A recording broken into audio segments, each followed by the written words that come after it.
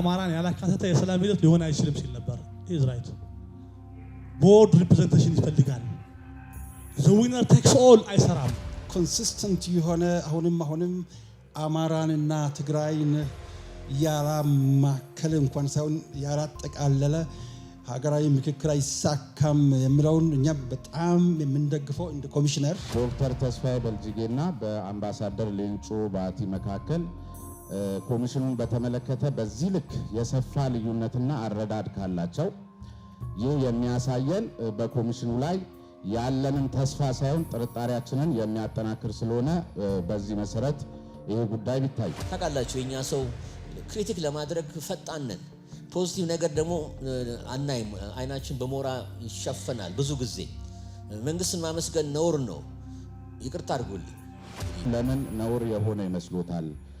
በአግባቡ ልሂቃኑና ሚዲያው መንግስትን ቢተችና ቢያመሰግን ኖሮ በህዝብ ዘንድ ነውር ይሆን ነበረ ወይ?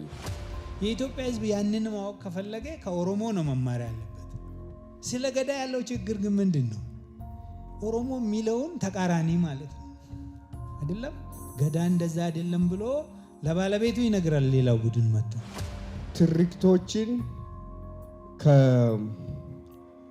መልስ ከመስጠት ወደ መከላከል የምንሄድ ስትራቴጂ ብንከተል የስታቢሊቲ የመረጋጋት ጉዳይ አለ። የዲሞክራሲያዊ ስርዓት ግንባታ ጉዳይ አለ። እነዚህ ነገሮች አብረው እየተሟሉ ሲሄዱ ነው ናሬቲቭ ወደ ምድር እየሰረጸ የሚሄድ። አንደኛ ኤአይን ጠይቄው ነበር የኛ ችግር ምንድነው ብዬ። ናሬቲቭ ቴራፒ የሚባል ኮንሴፕት አለ። ኢትዮጵያ የሚያስፈልጋት ናሬቲቭ ቴራፒ ነው ብዬ አምናለሁ። ሂስትሪና ፖለቲካን ለየው። በወቅቱ የነበሩ መሪዎቻችን የሰሩት ስራ ለወቅቱ የሚመጥን ነው።